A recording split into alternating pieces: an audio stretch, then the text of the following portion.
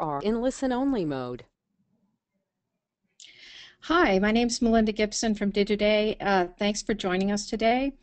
We'll be starting our webinar shortly, but I just wanted to take the opportunity to tell you that we will be providing you with a link after our session so that you can log back in and rewatch any portion that you think will help you with your own campaign planning or execution. We'd like for this to be as interactive a session as possible, so please feel free to use your webinar dashboard at the right to type in and submit a question at any time. We'll answer those along the way where it makes sense, and we will have a time for questions at the end as well. Now, it's my very great pleasure to introduce Seraj Bharwani. Seraj is Chief Analytics Officer of Visible Measures, and he is responsible for thought leadership and consumer insights on branded content and shareable media. He was co-founder of Digitas and head of strategy and analytics there for 15 years. He also is a graduate of the MIT Media Lab, and we've been kibitzing about that. Those of you who remember some of the great things that Media Lab has done for us. He's an author of several refereed articles on the new economics of consumer-driven media. Seraj, take it away. All righty. Thank you, Melinda, and thank you to Digiday for hosting this timely webinar. I also want to thank our clients, colleagues, and friends in the social video space for joining us today. I'm sure most of you have noticed that everything seems to be happening a little early this year. Back to school started in April. Halloween started in August. Pre-Black Friday deals started early in November. Perhaps we can blame it all on social platforms where advertisers want to jumpstart conversations weeks and months in advance of the key events. Speaking of which, the Super Bowl fever is upon us, starting this week with Jaguar releasing teaser video content almost 3 months in advance of the game. Frankly, Jaguar is not alone here. We will see others joining the early Super Bowl party very soon with interesting video content. The impetus for these pre-Super Bowl initiatives comes from one very simple fact. The cost of running a 30-second Super Bowl spot has literally doubled in the last 4 years. It's at about $4 million this year. Top this off with the cost of producing the spot, and we are talking about a major investment commitment on the part of the advertisers. Advertisers often wonder if there are ways to extract a good return from such investments. And that, frankly, brings us to the topic of the day. So let's check it out, what the trends have been in Super Bowl, because whenever it comes to looking at engaging audiences, extending that 30-second, frankly, the place where it happens is on the digital screens. So with that, here is the last 5 years of Super Bowl, as you can all hopefully see on your screen. There's a term we use here called true reach. True reach is essentially views that are aggregated from viewership that was generated by advertisers who paid for those by syndicating the content on a cost per view basis, as well as all of the content viewership that was generated through consumer effort, consumers who actually watched, shared, and drove viewership as a result of all of their effort on behalf of the brands. So from where it was at roughly 100 million in views online in True Reach in 2009, we are talking about this last year, which was February of this year, over 400 million views, which is just an amazing feat. 57 brands participated. You can see the asset counts are huge. Over 5,000 different assets were produced, syndicated, copied, and all the other derivations produced from that. You can see millions of Facebook interactions that happened, the tweets that got generated, and so forth, right? It's all exciting, of course, because the screens are multiplying. You now have tablets, smartphones, and you've got all sorts of connected TV devices. All of that is getting the consumers into being able to see and view wherever they want to share, whatever they want to do. It's really, truly an empowered consumer era we are going through. Another evidence of growth is the advertising age chart. It's a bona fide third party which tracks these every single week. And what we are showing you here is the week of the Super Bowl over the last 4 years. You can see that the average viewership of the top 10 brands and campaigns that have been there during the week of the Super Bowl, they started out at about 4 million and they've gone all the way to approximately 12 million on average in the top 10, which is a huge growth. Essentially what we're seeing is an amazing volume inflation and sort of the war on views. Everybody wants to be in the top 5, top 2, top 3. And that's essentially what we see. So this is all obviously great news. Everybody's engaged. Advertisers potentially love all these big view counts. But here's the bad news. The bad news is the fundamental reason why advertisers have been wanting to go online to stretch beyond the 30-second spot during the game on television is to drive engagement, is to get the users to do the hard work on their behalf, since they are putting so much effort in creating great content. So what you see here is, yes, there has been amazing growth in the Twitter platform with the number of tweets, Facebook posts. You can see it's hundreds of percentages of growth that are happening. While the viewership is growing, the fact of the matter is the orange color, which represents the earned media contribution, which is viewership generated by the consumers on behalf of the brand, isn't necessarily growing fast enough. So what's happening here is brands and advertisers are buying boatloads of views as a way to demonstrate that somehow there is a lot of engagement going on, when in fact that isn't necessarily the case. So yes, there are lots of cheap views to be had. There are lots of views to be had that upgrade the YouTube counter. That's really where people want to go and see if something good is happening and see big numbers. But the fact of the matter is, true engagement is indicative of whether the consumers actually put the effort into the brand and got engagement through there. So that's really where we're going to spend some time here and show you what happens. Why bother with all that orange and earned media? Well, first, it's been proven now, and we have studies from bona fide sources like Nielsen, which show that the highest levels of trust is associated with content that people share with others, with friends and family and so forth, and the recommendations that come from there. No surprise there, of course. We all know, as opposed to a brand jamming a content down consumer's throat, is different from people seeking it out and getting shared from others and so forth, right? But we have more data to show you. Repeated research that we have done actually shows that the earned component of that whole media is in fact the one that drives the highest level of lift in purchase intent, which is in fact what most brands really want. They're spending all this media to ultimately drive profitable behavior so consumers go and buy their products, right? And so that's the reason why you care so much about the orange. So that's essentially the justification for pushing harder, and that's what the digital platforms can really do. That's the promise. The question is, how do you do it and who is doing it? Who are the best performing Super Bowl campaigns? Where are they over the last 5 years, so they could be used as benchmarks? So let's just go through that quickly.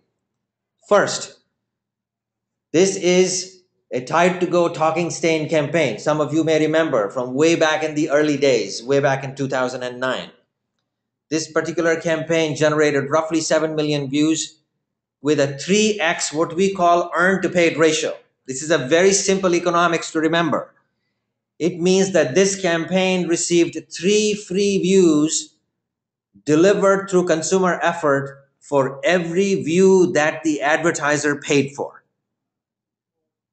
Good enough? Hope everybody gets that. It's pretty straightforward, right? Here's another campaign. Everybody remembers the talking babies from E-Trade?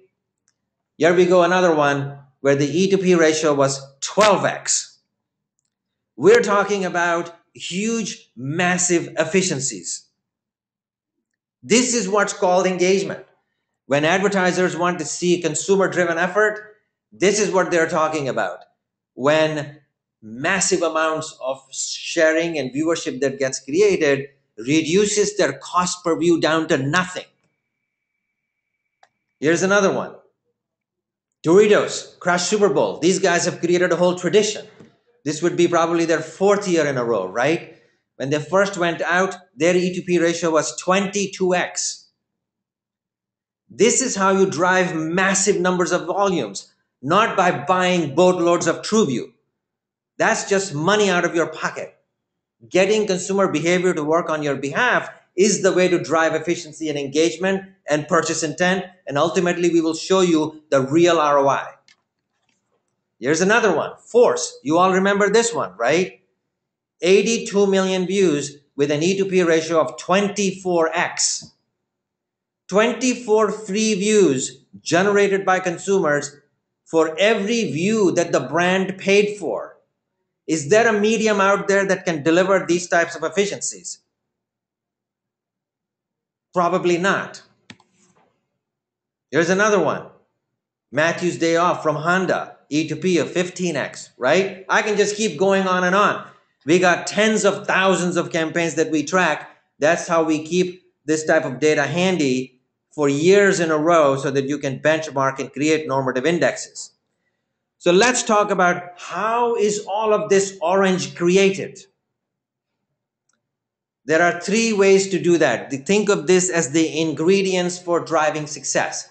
The first thing is, where's the social currency? What's motivating the consumers to want to do all this sharing and driving viewership? Well, think Super Bowl, right? That's what we're talking about. Where's the consumer behavior? What are the tactics that create the social currency? There are 3 very specific ones. 1, building the anticipation. Jaguar is not stupid. They know exactly what they're doing. 3 months in advance, the reason they're teasing content is because they know people are in the zone. They're talking about and anticipating for what the big game is going to be about. So they want to be part and parcel of that conversation, building that anticipation as it's leading towards the game. Amplifying the content in context. When the game is going on and things are happening, introduce content so it becomes part of the conversation. And finally, when the game is over, create intrigue. How did this content got created? Who was in it? What was this ad all about? What was the content all about? What's the storyline around this? Those are the 3 fundamental behaviors when consumers are truly engaged. So here is how you build the anticipation. You remember these, right? For the Force or for the barking dogs, you guys remember, those were the teasing content that was created leading up to the big campaign that ultimately delivered 80 plus million views, right? Then what followed after that? Same thing, same playbook. Teasers come weeks before, and then comes the main content. Same idea, right? That's how you do it. And it's done because look at this data. We have 300 plus campaigns across all the Super Bowls in the last 5 years. You can see what happens. You compare just this year's 2013 data. Campaigns that did not tease were at a loss. Look at this. There's a 2.5x difference in overall true reach for campaigns that teased versus the sample that did not. That's it. That's the reason why there is so much crowding. Why is it that everybody's jumping on doing teasers these days? There is real data to prove there is a lot of efficiency to be gained. Extending the story, that's the other thing. There's a lot of crowding in 1 week before Super Bowl. Lots of people are jumping into that. But where the efficiencies are to be gained now is in going weeks before. This is an example of what Old Spice did with Clay Matthews. They started out way back early in the season, introduced more content in the middle of the way as the game was progressing, and made a lot of noise around it. 10 plus million views, right? Here again, look at the comparison. For campaigns that actually teased content or introduced content with a storyline 4 weeks before, produced far greater true reach pre-Super Bowl and post-Super Bowl relative to the campaigns that just played in there 1 week before. Stark difference in terms of the overall earned lift you get. Next thing, amplifying in context, right? So where's the context? Here's an example. What Coke did. Look at the stark difference. The first campaign that they did with polar bears cracking jokes and talking about the game in real time, the earned lift was 4x greater than what they did the following year, which had nothing to do with context. Here's another one. Chrysler pulled off a big one, right? Pulled off the halftime metaphor right at the halftime of the game, introduced halftime in America. Boom, look at the earned lift. Almost 260% incremental. Huge, massive, right? Finally, post-game intrigue, right? So what was the campaign all about? There's curiosity. People want to go check it out. Here it is. This is an example of what Volkswagen did, right? Look at the Get Happy campaign, where immediately after the 49ers lost, they had a campaign and a content out there which was there to make the fans feel better about 49ers losing the game somehow. They were all sad and down, right? So that was the perfect timing to introduce. And then they went behind the scenes content, which they introduced, again, extending the growth of this whole campaign from what could have been a 30-second spot that extended with another 45% growth post 6 months after the Super Bowl. There you go. So that's how you create social currency, by being part and parcel of the game and being connected with how the consumers are interacting with the game at that moment, whether it's before, middle, after the whole thing, right? The next thing, which is part of the success ingredients, is choice. What it means is you have to give people the choice to discover the content and then share it. Pre-rolls don't do that. They are not intended to give people the opportunity. The content is not intended to be shared.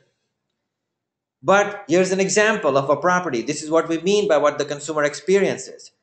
There is something going on at this particular site. You see that dashed box in the right bottom corner. Bunch of opportunities are given for the users to actually engage in more content, and some pieces of that content are related with the Super Bowl content. Advertisers don't pay for any of that stuff until somebody clicks, the video buffer starts playing, and that's how it starts to become part of the main player. And if they love the content, they have all those sharing modalities that are available right below the image, as you can see. They can Facebook post it, they can tweet it, they can embed it, they can do whatever, right? And all the ways they can share, that's what drives all of the earned viewership, right? All that orange. The second part is that if you really want to find people who really want to have early access to all this content, you have to find them in their hideouts, in their enclaves. By the time the content reaches YouTube or Facebook, it is, I am sorry to say, it's old these days. It has to be found in those secret hideouts where people know they can get early access to the content. And that's essentially the way to drive all of this earned capacity. As much as we would like to think that these people love our brands and they want to spread all these messages and spend their time doing that, the fact of the matter is these people are doing it because they want to get popular. They want to look good. That's why they're doing it. And so you have to give them an opportunity to find the content early and then go on YouTube and make him look good, so they can tell all their friends how they were able to find something.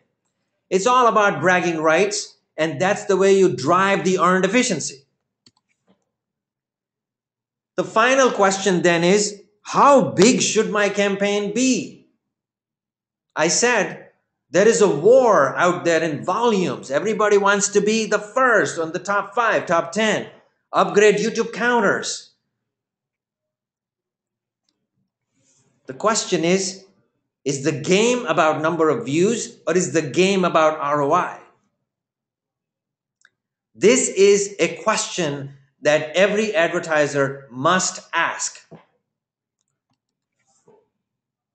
Here's an example of a campaign which wasn't necessarily up there in the huge top 10s or huge YouTube counters out there, out the wazoo into 10, 20, 30, 50 million views. It took advantage of an amazing NFL sponsorship opportunity they had with one of the stars of a team that made it into the Super Bowl. They started early. They created a 2-minute content, surged it right there in a very strategic way early in the season. And then when the team was getting and approaching through the playoffs, made it into the Super Bowl. At that point, there was amazing amount of anticipation, at which point they spiked it again, strategically with paid component of the viewership. And that essentially gave them a very powerful reach that you see over there, roughly around 7 million views. Okay, so what? This isn't such a noteworthy campaign. I mean, it's 6, 7 million views. But here's the bottom line. What they did was they were very smart. They targeted for the views in a way that allowed them to grab a dominant share of those choice views within their category. It wasn't about fighting the broader noise of every other Super Bowl campaign. They found out exactly who their competitors were within their category, found out exactly how many views they needed to generate to dominate their share of that, did it with amazing amount of earned capacity through all the social currency, which you can see is 63% of the earn for the total media. And they proved it through ultimate purchases that their ROI impact on both production cost plus total media cost turned out to be an impact of 5x. This is what we highly recommend every advertisers to think about. What is it they are trying to achieve? The bandwagon effect of riding for the big charts, big volume, isn't really what you are looking for. At least that's what the CMOs are telling us, the ones we are working with. They want the efficiency. They want the consumer engagement. They want the consumers to drive the earned. They want the share of their category to be high, and they want to be able to drive the purchase intent and the ROI, which is the impact that ultimately sustains their marketing programs. This is it. That's the ultimate. A few words about Visible Measures. We are the branded video marketing platform that enables user choice. So the 3 ingredients that we talked about are aligned with the 3 things that we offer to the advertisers connected with Super Bowl. Remember, we drive the overall volume of almost half the Super Bowl advertisers literally every single year. So we are out there. We've got the mass volumes. We track everything. We drive social currency with a tool we have created called the Earned Media Planning Tool, which takes all the right variables associated with Super Bowl, with the stars, if you've got currencies with related to specific sports celebrities, timing of it, number of assets you have, length of your assets, all of those things that impact how much earned you can drive is factored into the algorithms we have created with that tool called the Earned Media Planning Tool. Second is we have the broadest inventory of consumer choice-driven inventory, where users make the choice across thousands of publishers, which we give you access to those influential audiences, which help you drive the efficiencies through all the mega platforms. Remember, all of the big volume through mega platforms like Facebook, Twitter, and YouTube is good for them. Is it good for you? All of that noise is simply creating more investment on your part to have to rise above that noise. It's more money out of your pocket. The smarter investment is to get the consumer to do that work for you. And then finally, the volume is not just a blind game of driving volumes. It's about the impact you want to generate through ROI. And that, we have a way of doing it. We model it. We work with your own modeling teams. Sometimes if you trust your own modeling teams, we work with them and provide them the data. However you prefer. Our goal is to make sure that you succeed by the fundamental metrics you care about. Here we are. We can offer you choice media across any type of screen you care about. Mobile, tablet, desktop, connected TV, you name it. We can bring you all of that because consumer choice is not limited to any particular screen. We are wherever they want to be. And we provide measurability all the way through, as I've said, with complete ROI assessment. Thank you guys for your attention. We really appreciate it. That's our message for today. Let's see if there are any questions.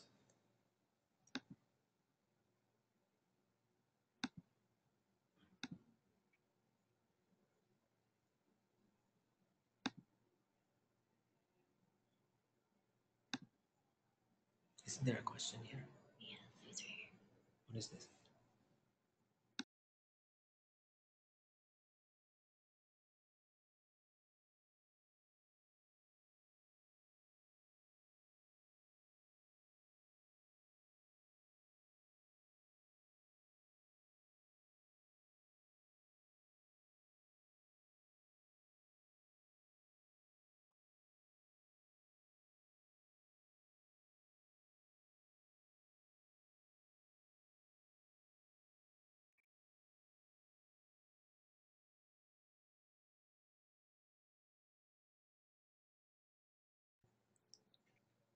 Okay, so there is a question.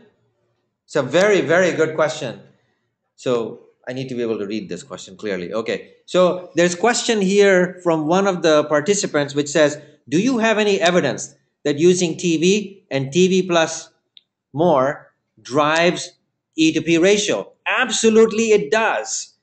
When you have TV support, it does in fact get people to watch. For those who actually watch that impression that was delivered on TV, they're going to go back again and go out there and search for it and view it and so forth. It absolutely does.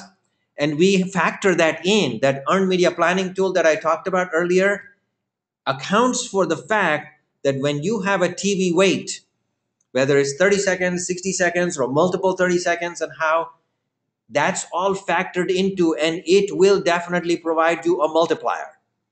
We have countless examples of where we have seen it with and without TV to be able to show you how the E to P ratios are influenced by that. Very, very good question. How important is one?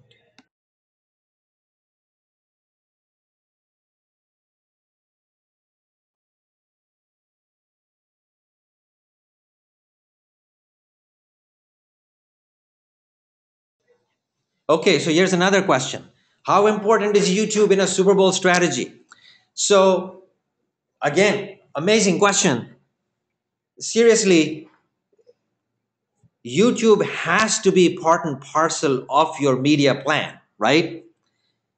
It's certainly a big platform. We've done a lot of amazing measurement in partnership with YouTube. We've provided a lot of measurement in the past associated with Super Bowl and the Ad Blitz program.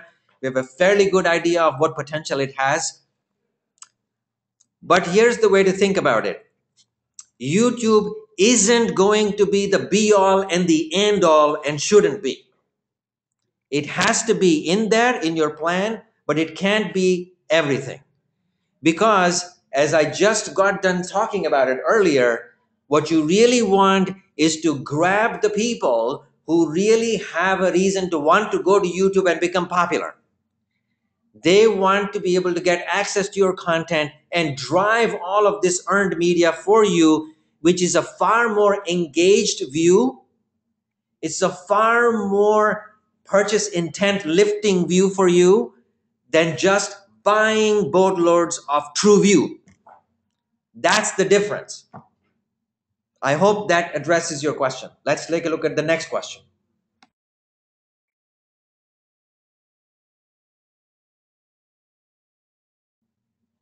Here's another question. How many videos should you be submitting for Super Bowl? Boy, I tell you, you have no idea how many people ask this question. And so I think this is not about number of videos. It is about the videos that are tied to the dominant consumer behaviors. So what we were talking about in the early stage here associated with social currency. So what are the social currencies associated with the game itself? So we talked about at least 3 different unique spots in the window that starts in September and that ends all the way into the middle to end of February. You've got a fairly broad window in which you can operate. The consumer behavior where the buzz begins and anticipation grows from the time the NFL season starts. You have an opportunity to create some anticipation there, and so you have to think about what's the right content that fits within that window. The next is what's your main content which will be part of the game, and that is what you're going to be pushing media against. The third is, do you have a strategy for some sort of post-game intrigue around which you want to create content, whether it is behind the scenes or any other associated content tied with the context of the post-game discussion.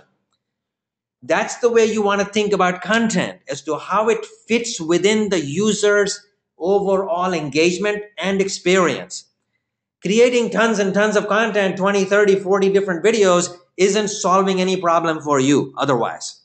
You're just investing a lot more money in production, which doesn't deliver anything good for you. Let's go to the next question.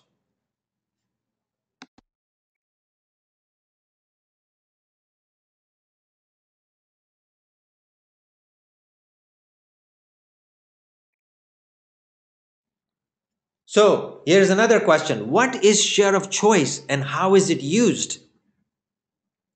Well, think about it this way. If you are participating in what is referred to as an example, male grooming category, let's say. What's male grooming category? Well, it's the category that's where Gillette, Old Spice, Dove for Men, Axe, and several of these brands participate. The reason we've become familiar with all these brands is because they are very, very vibrant in addressing the young male audience who they sell body washes to, aftershaves to, razors to, what have you, that audience, right? Every one of these brands produces a lot of videos that they syndicate out there, and in many cases, they put paid media behind it. In any given quarter, there will be anywhere from 100 million to 200 million views generated by all 4 or 5 of these brands that participate, targeting that audience. Since we watch all of this and we track all of this, we know in any given quarter what is the share of that consumption of those branded videos from these brands from any one of these. So we know what was Old Spice share of choice in Q3 of 2010. Well, that's all well and good, but who cares? What do you do with that? If Old Spice had 73% share of all those viewership within that Q3 of 10, did it matter to them? Did it matter to their business? Absolutely did. A dominant share by any brand in a given quarter results in double-digit growth in purchase intent and or sales. That is the only reason why you care about share of choice. So in this case, it will matter. If you're participating in the Super Bowl, Q4 and Q1 are the 2 places where you can make a difference. If you can create a dominant share of the viewership that will be generated within your own category, you have an opportunity to drive double-digit growth in sales, which is proven over and over again over the last 7 years across 15 different categories that we have tracked closely. Okay, let's move on to the next question.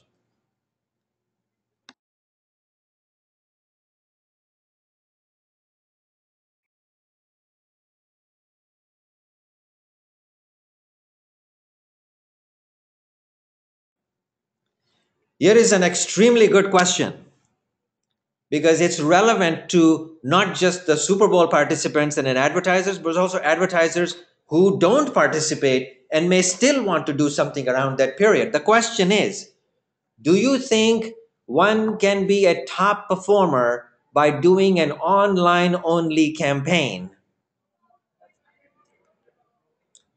So now this question can be interpreted in different ways. It can be interpreted as, we are not going to participate in the Super Bowl by in-game TV spot. We are just going to run some campaign through some NFL sponsorship that we have, and we may just create some videos and run it. You could certainly do that. However, you have an uphill battle. Partly because you're missing out on those 111 million households who potentially would have actually seen a spot during the game. But that's the obvious challenge, right? The question is, who has ever really topped performance, right? Look at Dove Sketches. The Dove Sketches campaign was an online only campaign that drove 200 million views in a period of roughly 140 days, with a dominant share of choice north of 90% in the category and driving double-digit growth in sales. You can create online only campaigns without the benefit of TV. Look at the Ford Fiesta campaign. The entire launch campaigns in the last 2 launches that they have done have been digital only campaigns. We have plenty of examples of digital only campaigns that have been on the top charts over and over again on Advertising Age's top 10 viral charts and have done amazing impact for the overall ROI of their campaigns. Okay, move on to the next question. How much time do we have?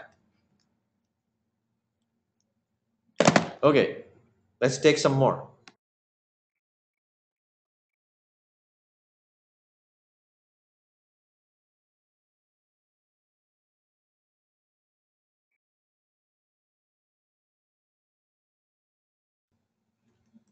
Yeah, so here's the other question, which I mentioned at least 2 or 3 times during the presentation.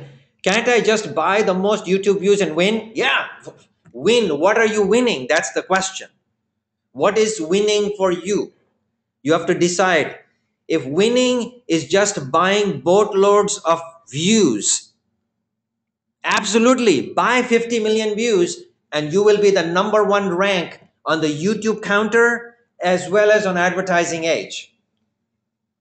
But I have evidence through the 300 campaigns that we analyzed that your engagement will tank. You will be at the absolute bottom of the social interactions. You will not generate much earned media, and your ROI will be just plain bad. We have seen campaigns after campaigns that just buy boatloads of views. That's the most obvious thing people think of doing. I call it the lazy strategy, because it seems like the most obvious thing to do. It's like buy a bunch of true views on UGC. And that's essentially what happens.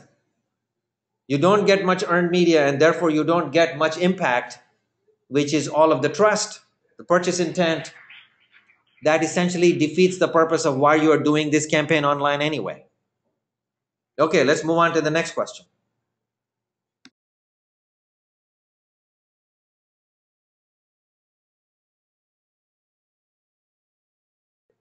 Here's another question. How do you identify the influencers, the in people, the in quote unquote, when you are talking about a niche audience? So influencers in our vocabulary, because we are able to track and know people who are most prolific in their ability to drive others to view content, we essentially find them on all the properties where we know they predominate. Now, this kind of sounds spooky in the sense that, we are essentially tracking every human being and so forth, right? The fact is, we do not know them by their identity. We have no idea if that is John Smith. We have no idea where this person lives. But we do know it's a user ID 2506. We do know that that user generally goes to certain places. We do know that that user was able to drive 1 million or more incremental views for repeatedly certain campaigns because he or she has a lot of fan bases and all the other people who actually are able to watch the views that they generate, right? That's the way we track them. We don't go out there and do any type of monetary deals with them. We don't go out there and say, hey, you guys are the best influentials. You share so much and you are able to drive so much views. So here is some coins for you. Here's more money for you. Can you do that for us? We don't do anything like that. We don't even recommend that advertisers should do anything like that. All we are saying is give these people the incentive that they need. And what is that? Give them the incentive of early access to the content. That is their prize. Once they have their prize, they can now look good and popularize themselves on the big platforms. That is what we recommend your strategy should be. Move on to the next question.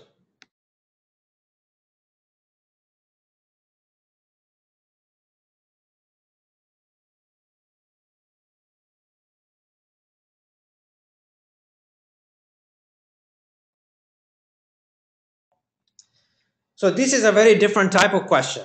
Do you think current mainstream agencies have the infrastructure for this sort of ad campaign needs the way I described it? So I'm assuming what this person is talking about is you've got all these different consumer behaviors, broader windows to take advantage of those, which is the pre-Super Bowl window, during the game, post-game, all of this stuff.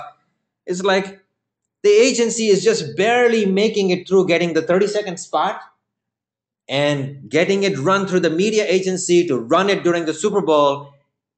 And that alone is a miracle. At least that's what advertisers tell us.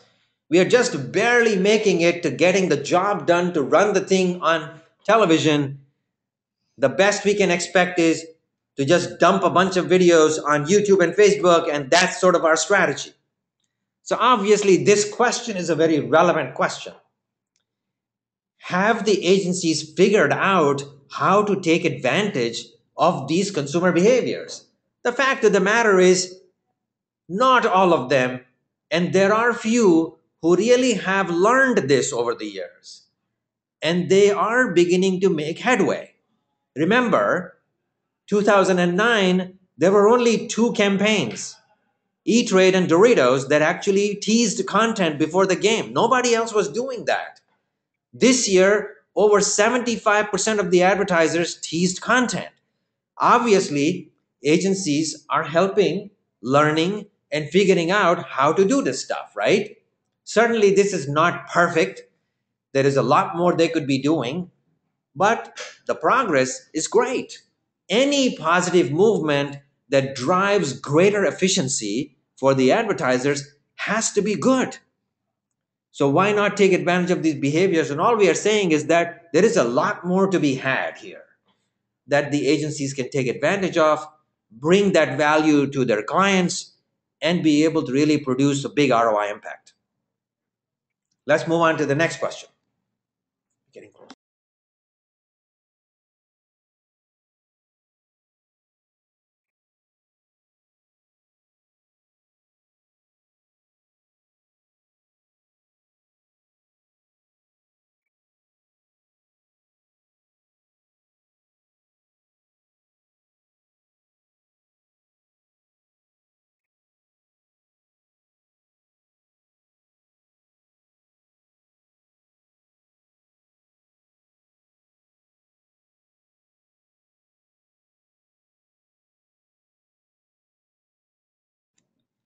Another very good question. The question is, what do you think about the investment in Super Bowl for brands that typically target women? The brand that is consumed by the family but purchased by the mom. Okay, so this is also very interesting and of course quite relevant. The Super Bowl has become an interesting social event, so to speak. That's the way to think about it. And it's really not as much. Like for example, it used to be in the previous years. I shared a survey that we did online. It was 64,000 people who took the survey, and the options that were given to the users were, what are you most interested in? Are you interested in the Super Bowl game? Are you interested in the halftime? Are you interested in the ads that are played by the advertisers?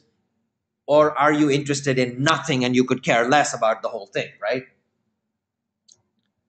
What we found was that people were most interested in the ads. 33% of those people actually said they were most interested in the Super Bowl ads, which is quite interesting. That's like the highest percentage. And then 28% said they didn't care about anything. And then there were those who cared about the game, about 31% or something like that. And the balance were actually halftime, which very few people actually cared about the halftime. My point is that the whole family is involved, everybody's engaged. It's really a social event at this point. This is not really a niche kind of a platform, niche event anymore. It frankly, in my opinion, doesn't really matter, even if the mom is the buying target. But the best way to think about this is really you can go do what you do on television through your 30-second spot during the game and so forth. But perhaps you should be, if moms are your target, going after the influential moms, targeting there and being able to get the more engagement around that so that you really have a balanced strategy of very broad reach, but also a little bit more targeted reach through the online platforms. This is really where the influential strategy makes a whole lot of sense. Okay, are we almost done? This is pretty much it. I mean, there is room for maybe one question. We are really wrapping up here.